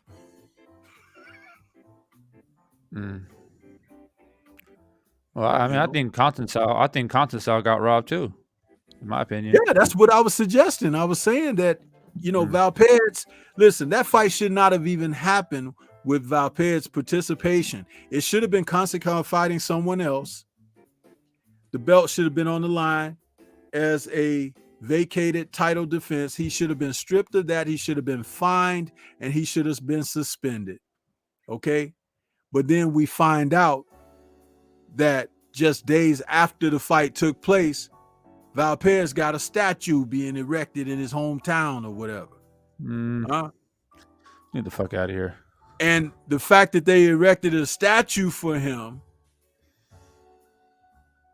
we looked into it. It says it takes 4 to 6 months to build a statue, to mold it and put it in the caster and whatever to make it. So it's not like they just did it a couple of weeks before the fight. No, it was in route. It was en route to happening. They were going to have the ceremony and the unveiling for him a couple of days after this title defense. And look at how everything played out for him. He popped dirty, both A and B samples. Okay. Then the day of the weigh-in, I don't care what nobody say. He didn't make weight. He got on that scale 3 times. First time he got on it, he hopped off right away. I remember that. Then the second time, they was clearing everybody back. Everybody get back. And they keeping them away from so people couldn't see what the weight was. Then he stepped off again. Then the third time, when he stepped on, when the guy finally read the weight, he was like, he's 130, 130. It was like, dude, he sounded like a guy at one of those, where you the auctioneer. Auctions, It's like, come on, man. Are you serious? He didn't make weight. So while he's out here sipping tea that they don't even make, because they said phentermine is not in any teas. None. Yep. I researched that too. They asked him, hey, can you supply us with the tea that you say you took? He didn't provide that. Then he gets on TV because somebody told him, a PR person, just get on there and tell him that you're not really a cheat and this and that. It's good for your image or whatever. So he gets on there and he's reading some card that they wrote for him. And he was like, oh, I've been a clean fighter all my life. Lie. You just pop dirty, dude. Isn't this part of your life? You're dirty. And as far as I'm concerned, you're dirty going backwards. Because why would you just try to get dirty now? This is the thing about it, man. You have to use, listen, when he beat Burchell, we gave him credit, right? We said, yeah, great fight, great performance. He knocked Burchell out and everything, never saw it, look that good. But then you look at what happened, okay? He was boxing Burchell in a way that he don't usually box. He used a lot of movement. He was throwing a lot of punches, and he didn't get tired. We've seen him in there fighting life and death with guys who weren't on Burchell's level at a lower weight. So now he goes up to the dominant guy at that weight and does that to him. But hindsight being 2020, we have to question it now. Something ain't right, man. Something don't add up. He's so much on the juice, he couldn't get it out of his system before it's time to fight. No, man. Did you see that pathetic interview that he did too? Like a week before the fight after he popped? That's what I was talking about. And he got on there like that. It was ridiculous. Salute to Scrap out there. Scrap says, see you later. I'll see you later, Scrap. Thanks for tuning in to us this evening, bro. Appreciate you. If I can add to that. Sure, go ahead. So after, I think back in 2018, I was working at this boxing gym, a bunch of African champions, and they taught me to teach boxing. And obviously my boss was like, you can't just teach boxing and not know how to box. So pretty much we had to box. Everybody in there boxed everybody. At least once a week we fought. And from that time till just recently, when I started sparring again, I stopped sparring from 2018 to just 3 months ago about. In that time, I gained 30 pounds, about 20 pounds of muscle, 10 pounds of fat. I trimmed down about 10 pounds. And if you look at any footage I've posted, I barely throw any punches because throwing like 1 or 2 punch combinations, I'm like, damn, I can't move like I used to. My footwork is not there anymore. So if Oscar Valdez never used to have that kind of punch output, and all of a sudden you're throwing combo, when you know your tank isn't there, it makes you not want to throw. So Oscar Valdez has this newfound confidence in his tank. I wonder why. And then you pop for something. I 100% believe that retroactively. No, take that title away. Burchell got robbed. You got cheated, bro. It has to be, man. It has to be. Because, again, you look at Burchell. Burchell was a guy who was in the midst of a reign. He was beating people and beating them well. You know what I'm saying? And this guy comes up from a lower weight and does that to him. You know what that's reminiscent of? Manny Pacquiao. Coming up from these lower weights, knocking out these bigger dudes. Speak on it. And it's like, wait a minute. He wasn't even doing that to the dudes down there. And he's coming up all of a sudden and he's like this whirlwind of power and speed and all of this.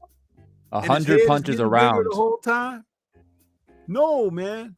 It's like His what got bigger than what, Tom? His what head. was that? His what got bigger?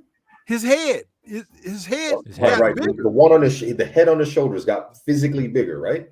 Yes. You Yeah. can see that Yes. from his early fights to now. That's You called go back and look at the films of him. One thing about it is there's plenty of film on Manny Pacquiao. You ever heard the Look term? at the frame that he had when he was a smaller guy, and his head got larger, his shoulders got larger. When you put on weight, and the perfect example of this is Roberto Duran. Roberto Duran was a lightweight, one of the best lightweights in history. Okay, but when he went up 147, 165, 154, 160, then 168, Roberto looked like the same dude, but his body just got wider and thicker. You know, he put on weight. Manny kept a physique, an athletic physique, but his body grew a different way. But he was knocking people dead at higher weights that he wasn't doing down to the little guys. How does that happen? Yep. H. Thank you. Absolutely.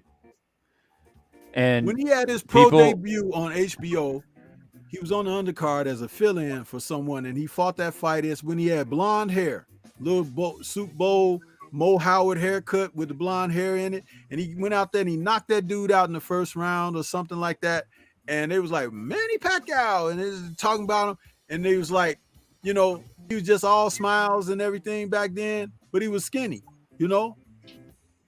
Okay, but then when he started going up to other weights, and it's like, okay, what's really going on here?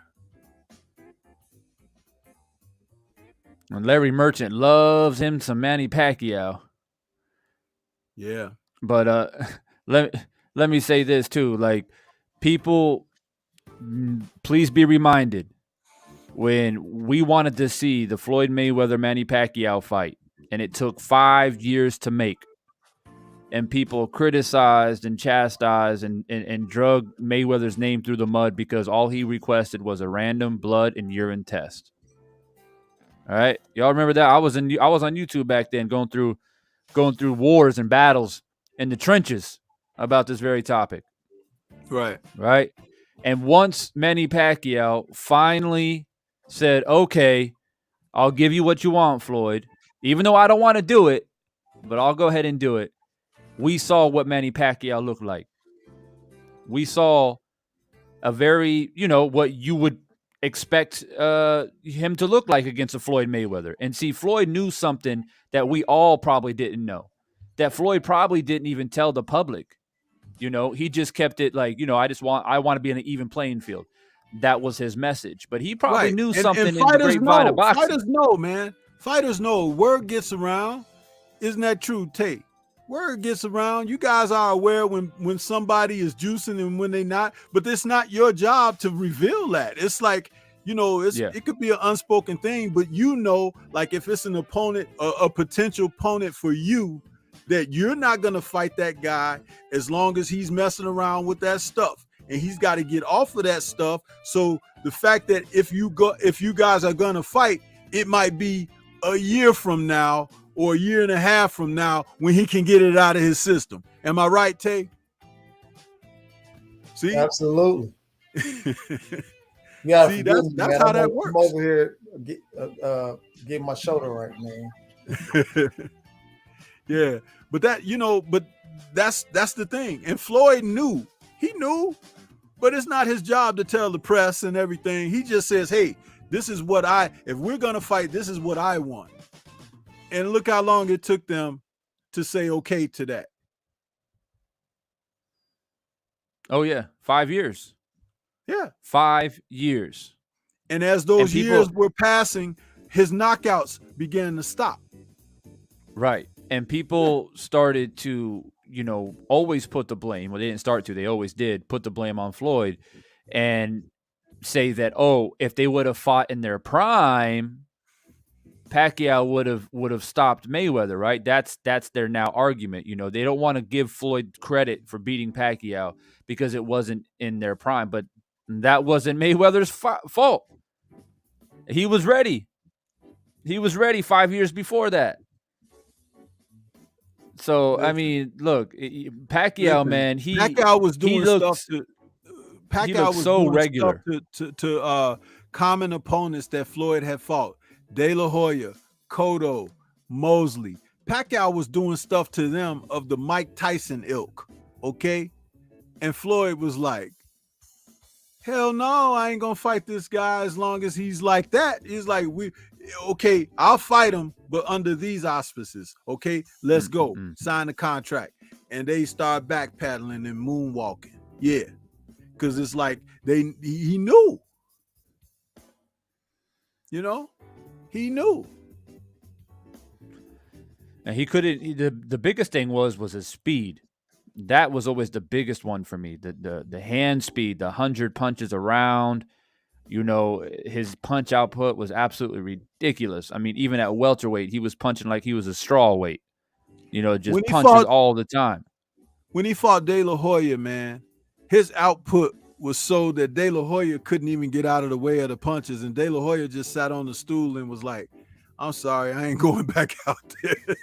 Because he just didn't tire. And De La Hoya could land a good shot here and there, but it's like, it ain't hurting the kid. And the kid has got all this energy. He's like, man, you know what I mean? It's round 6 and 7, and the dude acting like it's round 2. Huh? Yep. Yep.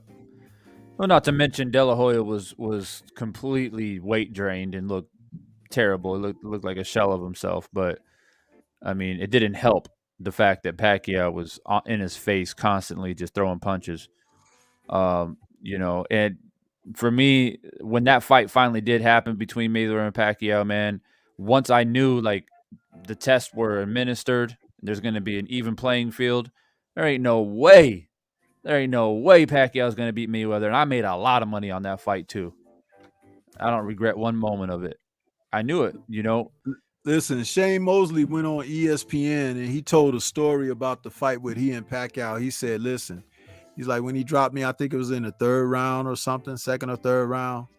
He said, I remember going back to my corner and asking my corner man, what round is this? And his cornerman said, it's round 9. He was like, everything in between after the knockdown, he didn't remember. He was knocked out.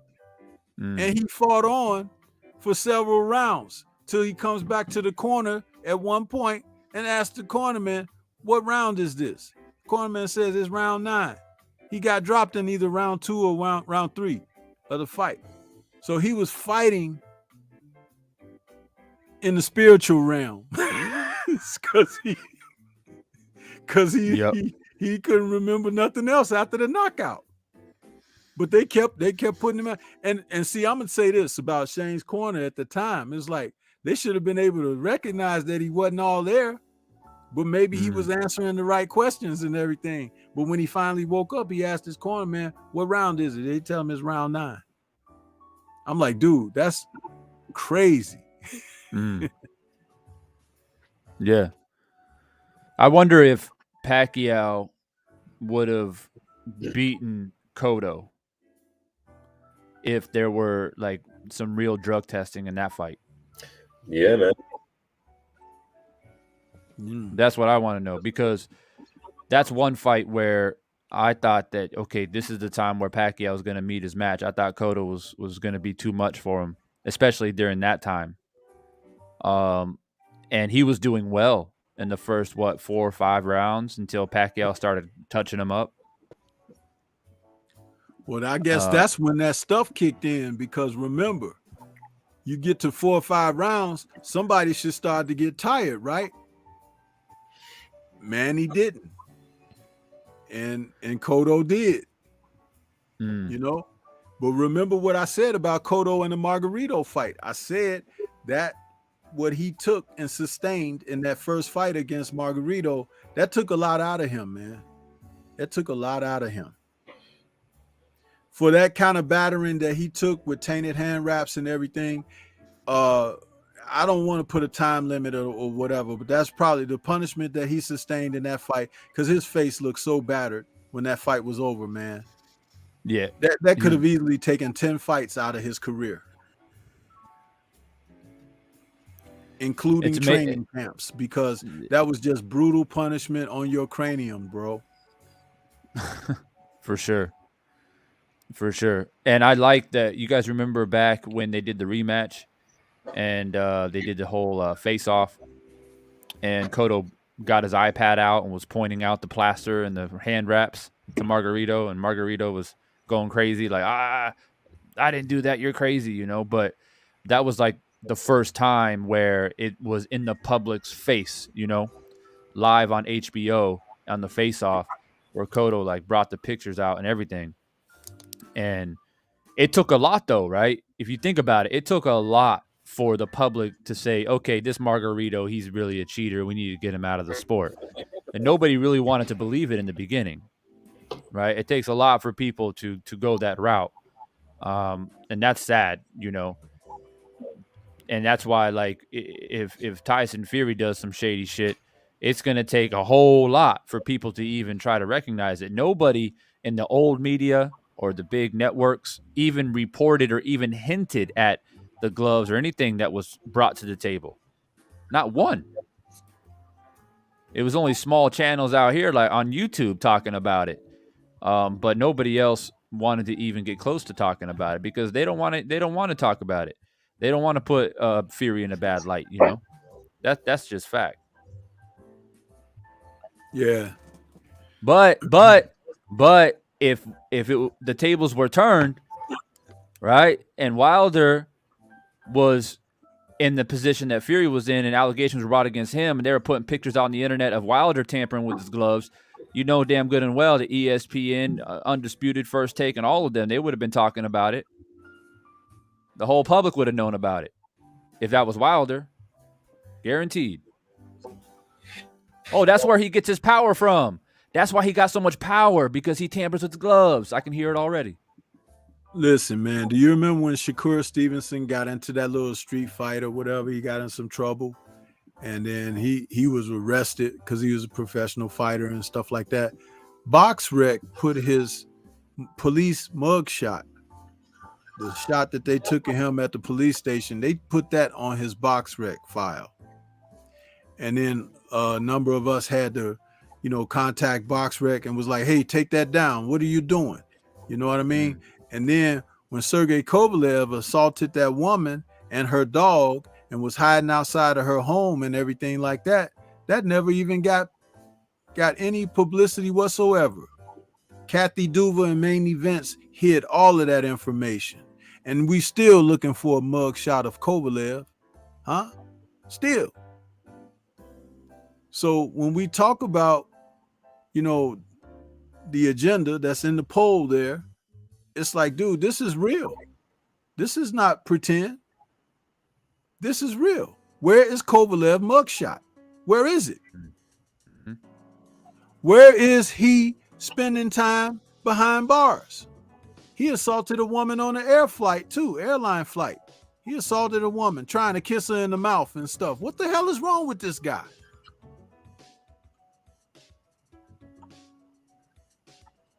The media never said anything about those things. But they'll repeat a soundbite that he says about Andre Ward, talking about the son of judges. You know what, man? It's like you see this stuff and it's happening, and it's cringe-worthy, bro. Well, they made a bigger deal about Wilder doing the when he got upset at Radio Raheem. They made a bigger deal about that than they did about the glove conspiracy of Fury. Well, Wilder did nothing wrong when he spoke to Radio Raheem, though. Exactly. But they thought he's a bully. He's being loud. He's being ridiculous. I remember people saying that. Yeah, there were people saying that. But see, what happened with that was people became to know who he was, just like myself, because I had seen Deontay fight and stuff like that. But it was the interview with Radio Raheem that I made a determination that day. When I saw that, I said, you know what? Win, lose, or draw, this is my man here. I'm riding with him. You know why? Because he told it to the world in front of their face, man. He didn't bite. He said what needed to be said. And that type of spirit that a person have when they could stand on something instead of kowtowing, instead of backpedaling and retracting and doing the stuff that you see guys like Bernard Hopkins, Tim Bradley, and Andre Ward now doing today, all of that, man. If Deontay going to war, all he got to do through Tay is call me and say, hey, Stormy, you a part of this? I'm going. You know what I'm saying? Because that's what I want to roll with, man. And you heard me say win, lose, or draw, because that's a real person. That's real character there. And when you got someone like that, you can stand for something and you stand in truth. It's like everything that they've tried to do to push him to the side, to make him a non-factor or whatever, he's just ascended out of all of this over and over. It's like he's gotten big. Remember when Ed Hearn was saying, nobody knows him. He's just a dude from Alabama. And Ed Hearn don't know nothing about Alabama. He's come from the UK, but it's like to say something insulting like that, and Wilder is more popular than any other fighters that he has. So there you go. Yeah. If I can add to that, which is in the spirit of the subject, are they trying to get rid of the black champion? That's a possibility. But when you frame it from the perspective of champions like Wilder, yes, they're trying to get rid of that. Because when Wilder stood on a square on a black issue in public, knowing that he's going to be he's pretty much being crucified for it. Let's just say what it is. A lot of these fighters capitulate because they don't want to lose fans or all that. But him standing on his square is actually going to inspire a lot of people.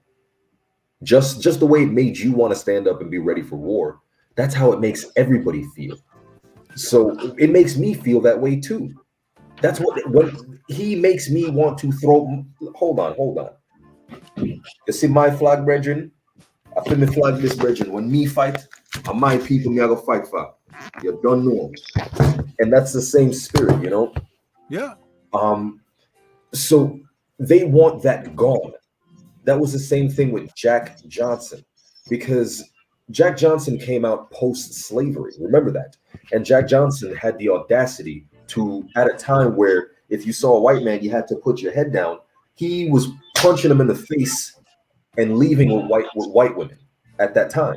So it was said about Jack Johnson that it was best that he won the heavyweight title and a bunch of blacks be killed in the riots, which they were, than him not fight at all and the spirit within the black man be crushed, because it created something in everybody else. So that is what they're trying to snuff out. They'll accept other black champions who are willing to capitulate and have a boss. That, no. And allow it, please, for the record to be said that none of those white women went unwilling with Jack Johnson. Okay? They were happy to be with him. Facts.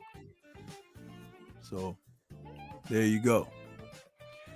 But hey, fellas, we're coming to the end of the show here. I'd like to go around and get everybody's final thoughts and everything, and let everybody know where they can find you. All four of us here on the panel have channels, so you can also drop your links in the chat if you want, or just tell everybody where they can find you. But Healer, go ahead and let everybody know, bro. And thanks for being a part of tonight's stream. I really appreciate all three of you this evening. Hey, I appreciate you having me, man. Salute to everybody on the panel. Divine Sense, my brother Tay, Stormy B, Salute to Drew. Hope you tuned in. And everyone in the mighty LDBC. It's your boy Healer. I don't know what I'm gonna call myself. The Iron Lion. That'll be my ring name. Representing Jamaica. Check out my channel. I'll put a link in the description. I talk about the history of Black history and combat sports, Black martial arts, all that stuff. Rich heritage. So yeah, check it out. You learn something. Much love. Appreciate it. Yes, sir. Divine. Yeah, always a pleasure, Stormy. Appreciate you. I woke up at 6 a.m. my time and saw you sent me a link, and I was like, well, can't say no to Stormy B, man. So, so yeah, it's always a pleasure to be a part of it, and sometimes it's good for me to wind back a little bit and talk about some real issues and get into a little bit of the history of the sport. Typically on my channel, I talk more about current events and busy breaking down fights and giving predictions and things like that. So it's always good to wind it back a little bit and get into some deeper issues. If you guys don't know, just Divine Sense Boxing, check it out. Like I said, my most of my content is breaking down fights and things like that. So if you enjoy that type of thing, swoop by and subscribe, and it'll be good to have you a part of the conversation. And shout out to Healer, aka Iron Lion, and of course my man Tay Jones doing his thing out there, putting in that work daily. Y'all go check out my boy Tay Jones, man. Yes, sir. And Divine, if you can, drop your link in the chat as well. Yes, sir. And Tay, man, thanks for stopping by too, man, because I know your time is important, but I really appreciate you joining the invite for tonight, man. Thanks. It's no problem, man. Thank you. You know, because like I said before, I saw the email right when I was getting ready to cut the grass. I was like, shoot, I got about. I knew it was gonna take me an hour to cut the grass. You know, I got a big yard, so I was like, man, damn. So Harry, I was running through the yard trying to cut the grass. And you know, but I got done with it, and I said, you know, let me shower up and hop on. So and I honestly, because I rarely even check my emails, and I just checked it recently, and I was just like, you know what, let me, because I'm looking for something to come in the mail. So I was looking, I was like, oh, Stormy sent me a link. Okay, cool. So thank you for having me. Thank you, you know, even thinking about the thought of having me on here. Of course, it's always fun, you know, hearing from Focus Ball and Defiant Sense as well. Definitely was a great show. I definitely did drop my link in the chat. And great show, man. Thank you for having me. Yes, sir. And this is what we try to do, man. I want to read the final part of our poll. It says, is there an agenda to end the Black champion in boxing? We had 72% say yes, 9% said no, and 19% said possibly. So you can see the heavy hitters are leaning on there's something wrong when it comes down to the approach to Black fighters in boxing. So we'll continue to beat the drums, sound the horns on these type of subjects here, man. That's what it's all about. We don't always have to talk X's and O's, but we could talk about all of the bros that's out here in the sport of boxing, man. And that's what we like to do. Appreciate everybody that was out there for the show, man. You guys did a great job here on the panel. Everybody that sent the super chats and wrote the most positive of comments out there. Salute to you all. We're doing some great things here on the Stormy B Man channel, and we're going to continue to try to grow and provide you with the best of quality content. Salute to Drew Titan for asking me to fill in for him this evening on this time slot. I was proud to do that. I was thinking earlier that maybe because I did the early afternoon call-in show, I was like, I don't know. I told Drew, I'll do it. Just put me down. Just tell everybody I'm going to be there, you know, and he did do that. So I hope that I upheld his time slot with respect. So we're going to get on out of here. Everybody have a wonderful week. Peace to everybody, and remain safe out there. If any of you guys want to hang on, you know, behind the scenes after I close that show out in the broadcast, you can. If you guys got to go, do your thing. But I thank everybody for coming out tonight. Peace.